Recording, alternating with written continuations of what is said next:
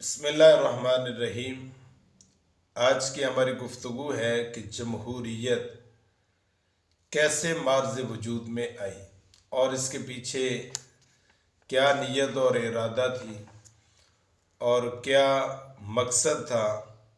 آئیے ہم دیکھتے ہیں اور اس بات کی وضاحت شیخ حافظ عبدالسلام بن محمد بھٹوی حافظ اللہ نے اپنی تفسیر القرآن الکریم کے اندر بھی سورہ توبہ کی آیت نمبر 31 میں اس کو بیان کیا ہے، اور یقیناً یہ بات بہت کم لوگوں کو پتہ ہے کہ جمہوریت کیسے مارد وجود میں آئی اور اس کا مقصد کیا تھا۔ یہود و نصارہ کی تاریخ میں اللہ تعالیٰ فرماتے ہیں اتخذوا احبارهم ورهبانهم اربابا من دون اللہ، انہوں نے اپنے عالموں کو، اپنے درویشوں کو، اپنے مذہبی رہنماؤں کو اللہ کے سوا رب بنا لیا تھا، یعنی جو اللہ کا مقام و مرتبہ تھا وہ انہوں نے اپنے درویشوں کو دے دیا۔ حلال حرام کا اختیار، جائز اور ناجائز کا اختیار یہ اللہ تعالیٰ کا تھا، انہوں نے یہ چھین کر اپنے مذہبی رہنماؤں کو دینا شروع کر دیا، جیسے وہ کہتے ویسے یہ کرتے جا رہے تھے۔ اب جب یہود و نصارہ اپنے احبار اور رہبان سے، ان کی کرتوتوں سے، ان کے مالی معاملات سے، کہ ان کا مقصد صرف مال بٹورنا ہے، جیسے اللہ تعالیٰ نے فرمایا ان کثیر من الاحبار والرہبان لیاکلون اموال الناس بالباطل، یہ احبار اور رہبان لوگوں کا باطل طریقے سے مال کھاتے ہیں۔ جب انہوں نے یہ دیکھا،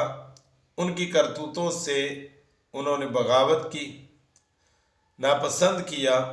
تو اس کے بعد عوام کی اکثریت کو حلال اور حرام کا اختیار دے دیا کہ اپنے اپنے علاقے سے ایک آدمی ہوگا، عوام کی اکثریت جس پر اتفاق کرے گی، اس کے لیے ایک الگ سے ادارہ بنایا جائے گا۔ اب وہ وہاں بیٹھ کر اپنی عوام کی نمائندگی کرتے ہوئے اپنے مسائل کو بیان کریں گے، اور وہاں پر فیصلہ ہوگا کہ حلال کیا ہے، حرام کیا ہے، جائز کیا ہے، ناجائز کیا ہے، کیسے کرنا ہے، کیسے نہیں۔ تو انہوں نے اس کا نام جمہوریت رکھا کہ یہ جمہوریت ہے، جمہوری ہے کہ عوام کی اکثریت کی آواز یہ ہے۔ تو اس طرح انہوں نے اپنے نئے دین کا نام جمہوریت رکھا، جس میں حلال و حرام کا فیصلہ اللہ تعالیٰ کی بجائے پارلیمنٹ کو تھا، وہاں جمہوریت کو تھا، اس ادارے میں بیٹھنے والوں کو تھا۔ یہ صریحاً شرک ہے کہ یہ اللہ کا فیصلہ، اور اللہ کے فیصلے کو بھی وہ چیلنج کر کے اپنی مرضی سے اور عوام کی اکثریت کے بل بوتے پر وہ فیصلہ کرتے ہیں۔ افسوس کی بات یہ ہے کہ مسلمان بھی ان کے قدم بقدم چلے ہیں، اور جیسے وہ کرتے ہیں ویسے یہ بھی کرتے ہیں۔ اور بعض اوقات تو ایسا سننے کو بھی آتا ہے کہ رسول اللہ صلی اللہ علیہ وسلم بھی جمہوریت نافذ کرنے کے لیے آئے تھے، حالانکہ ایسی بات نہیں ہے، اور اللہ اور اس کے رسول کے فیصلوں کے اوپر یہ اپنی آواز کو بلند کرتے ہیں۔ حالانکہ اللہ کہتے ہیں لا ترفعوا اصواتکم فوق صوت النبی، نبی کی آواز سے اپنی آواز کو بلند نہ کرو۔ لا تقدموا بین یدی اللہ ورسولہ، اللہ اور اس کے رسول سے آگے نہ بڑھو۔ ما آتاکم الرسول فخذوہ وما نہاکم عنہ فانتہوا، جو رسول نے تمہیں دیا وہ لے لیں، جس سے روکا اس سے رک جائیں۔ یہ پابند زندگی ہے ہماری شریعت کے مطابق۔ اب شریعت کے فیصلوں کے اوپر کوئی سمجھوتا نہیں ہے، چاہے ساری دنیا ایک طرف ہو،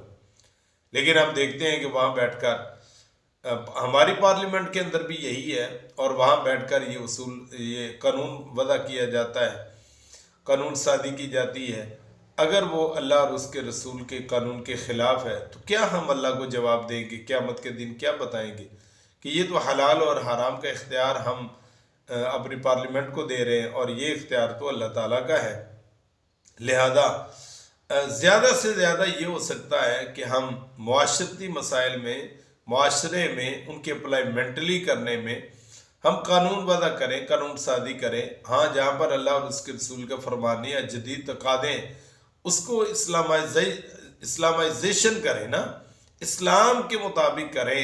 لیکن اگر اسلام سے ہٹ کر کریں گے تو وہی جمہوریت ہے جو انہوں نے کیا تھا۔ فرق کیا ہے؟ انہوں نے جمہوریت کی بنیاد اپنے احبار اور رہبان سے تنگ ہو کر ایک ادارہ بنایا اور اس ادارے میں کچھ لوگوں کو نمائندگی دی جو اپنے علاقے کے بڑے تھے، اور وہ بیٹھ کر اپنے اپنے علاقے کے مسائل بیان کرتے اور اس پر وہ حل نکالتے، اور جو وہاں کی اکثریت جس کو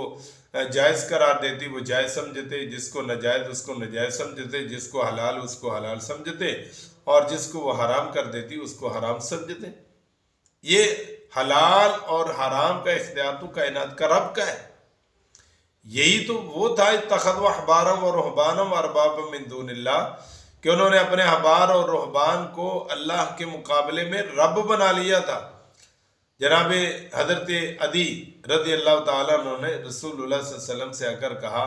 جب یہ آیت نازل ہوئی کہ ہم نے ان کو رب تو نہیں بنایا تھا، فرمایا کہ آپ مجھے یہ بتاؤ کہ جو تمہارے مذہبی رہنما احبار اور رہبان جس چیز کو حلال کہتے تم حلال سمجھتے تھے، کہا ہاں ایسا ہی ہے، جس کو وہ حلال کہہ دیتے ہم حلال سمجھتے، اور جس کو وہ حرام کہہ دیتے ہم اس کو حرام سمجھتے۔ تو رسول اللہ صلی اللہ علیہ وسلم نے فرمایا یہی تو ان کو رب بنانا ہے کہ حلال اور حرام کا اختیار تو اللہ تعالیٰ کے پاس ہے، تم نے وہ اختیار اپنے مذہبی رہنماؤں کو دے دیا، تو اس کا مطلب ہے تم نے ان کو رب ہی بنا لیا تھا۔ آج اگر یہ اختیار بھی ہم کسی ادارے کو دے رہے ہیں تو ہم اللہ کے مقابلے میں اس کو رب بنا رہے ہیں۔ اس بات پر ہم سب کو سوچنا بھی چاہیے۔ میرا خیال ہے کہ اکثریت کو اس کا اندازہ نہیں ہے کہ جمہوریت کے بارے میں جو بات کی جاتی ہے کہ یہ کیا ہے، اس کی نوعیت کیا ہے اور اس کا حکم کیا ہے۔ اللہ تعالی ہم سب کو